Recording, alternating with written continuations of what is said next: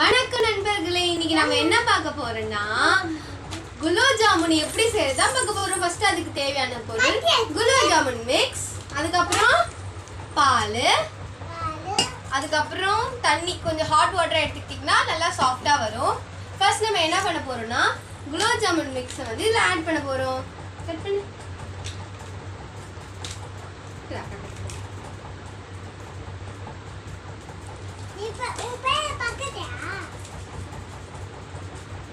குட்டலாமா?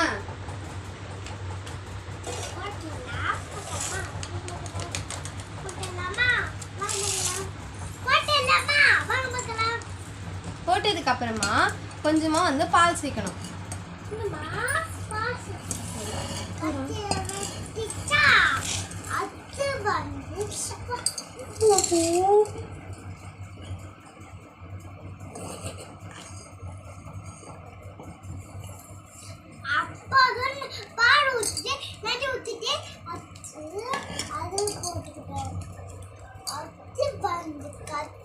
கற்றுக்கலாம் இருக்கக்கூடாது. அக்கா பண்ணுறது பாரு. நல்லா இதை வந்து நீங்கள் மிக்ஸ் பண்ணணும். சப்பாத்தி மாவு பதத்துக்கு நீங்கள் மிக்ஸ் பண்ண. ஃபஸ்ட்டு இந்த மாதிரி தான் நம்ம கையிலெல்லாம் நல்லா ஒட்டிக்கும். நிறைய தண்ணி வந்து ஆட் பண்ணிட்டோன்னா அதுக்கப்புறம் நல்லா இருக்காது. நல்லா மிக்ஸ்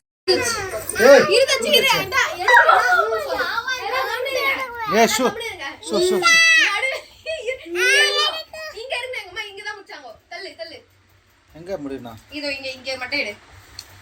அப்படியே இரு, முதல்ல இது வீடியோ இந்த மாதிரி நல்லா கட்டியா ஒரு வரைக்கும் சப்பாத்தி மாவு மாதிரி பிசைஞ்சிக்கணும்.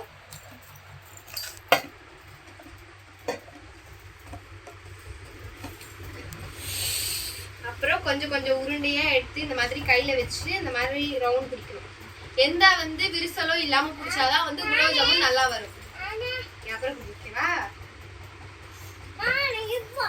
இதோ இந்த மாதிரி நல்லா பிடிக்கணும். இந்த மாதிரி நம்ம எல்லாத்தையும் உருட்டி எடுத்துப்போம்.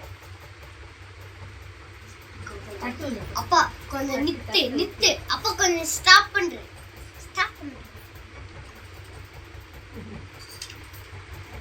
bisa perlu apa nih sebenarnya?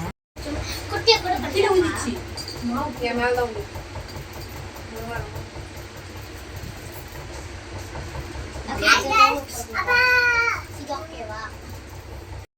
வேணும்னா இந்த மாதிரி ஷேப்லயும் நீங்க போட்டுக்கலாம்.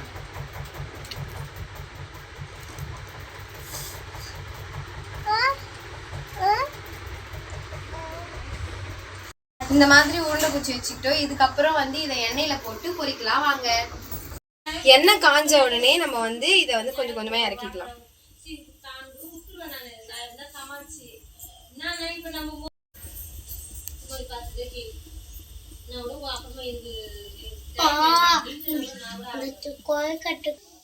இந்த மாதிரி லைட்டா வந்து ப்ரௌன் கலர்ல அந்த மாதிரி மாறும். நல்லா ப்ரௌன் கலர்ல மாறினதுக்கு அப்புறம் நம்ம எடுத்துக்கலாம். இந்த மாதிரி ப்ரௌனிஷ் கலர்ல வந்தோடனே நம்ம கொஞ்சம் கொஞ்சமா எடுத்துக்கலாம்.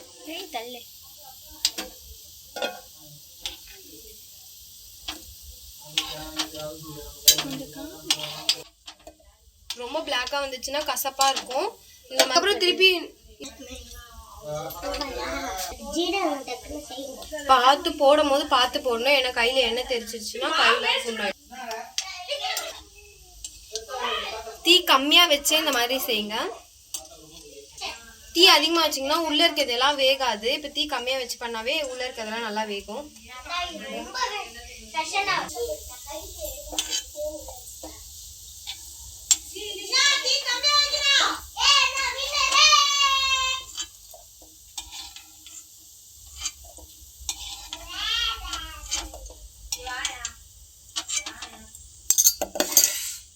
மீதி இருக்கிறது எல்லாத்தையும் போட்டு பொரிச்சு எடுத்துடலாம்.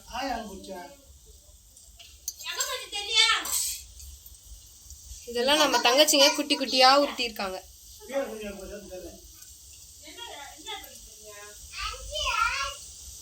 பாத்தீங்களா எவ்வளவு குட்டி குட்டியா இருக்கு. ரொம்ப பெருசா போட்டீங்கன்னா அந்த அளவுக்கு நல்லா இருக்காது. நீங்க குட்டி குட்டியா போடுறதே நல்லா இருக்கும்.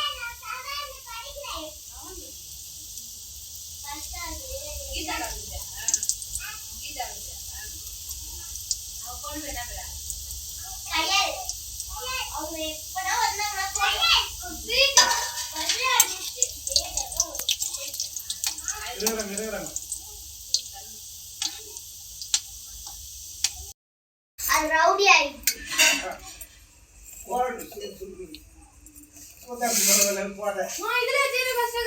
தேவையான அளவுக்கு சர்க்கரை, நம்ம பாகுக்காக சர்க்கரையை நம்ம ரெடி பண்ணுறோம். இந்த அளவுக்கான சர்க்கரையை போட்டுக்கோங்க. நீங்கள் எவ்வளோ உருண்டை செய்கிறீங்களோ அதுக்கேற்ற சர்க்கரை. தேவையான அளவுக்கு தண்ணி. இதுக்கப்புறம் இதுவாகவே பாகா மாறும். இப்போ நம்ம எடுத்துகிட்டு போய் ஸ்டவ்வில் வச்சிடலாம். இப்போ நல்லா இது வந்து சர்க்கரையெல்லாம் கரிஞ்சு வர வரைக்கும் வெயிட் பண்ணணும். சர்க்கரையெல்லாம் கரைஞ்சி பாகாயிடுச்சு. இப்போ நம்ம இறக்கிடலாம். இப்போ உங்களுக்கு தேவைன்னா வெடி கட்டிக்கலாம். நான் அதே மாதிரி வெடி கட்டுறேன்.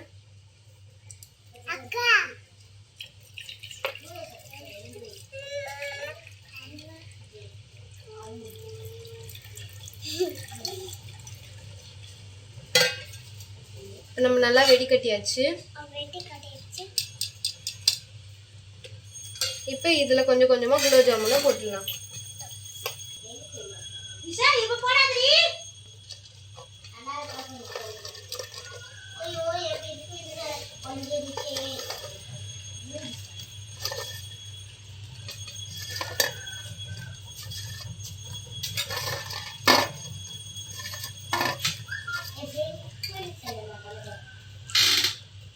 போட்டதுக்கப்புறம் நல்லா உள்ளே தள்ளி விட்டுருங்க. ஒரு 5 நிமிஷம் கழித்து இதை எடுப்போம். அப்போ சூப்பராக இருக்கும். இப்போ 5 நிமிஷம் ஆயிடுச்சு. இப்போ நம்ம பாப்பாவுக்கு எடுத்து கொடுத்து எப்படி இருக்குன்னு சொல்லலாம்.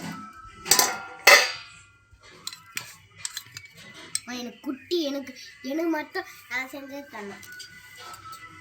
எப்படி இருக்குது சொல்லு பிரகா? சூப்பராக இருக்கா?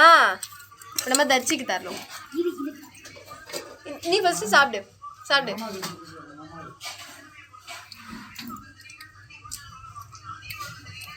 இப்போ நம்ம தர்ஷினிக்கு தருவோம். அவ செஞ்சது தான் தர்ஷினிக்கு வேணுமா? குட்டி குட்டியாக தான் அவ செஞ்சா. எப்படி இருக்கு சொல்லு? எப்படி இருக்கு? உனக்கு பிடிச்சிருக்கா? பாய் சொல்லிடுங்க. பாய். மறக்காம சப்ஸ்கிரைப் பிடிச்சிருந்தா லைக் பண்ணுங்க. பிடிச்சிருந்தா மறந்துட்டா.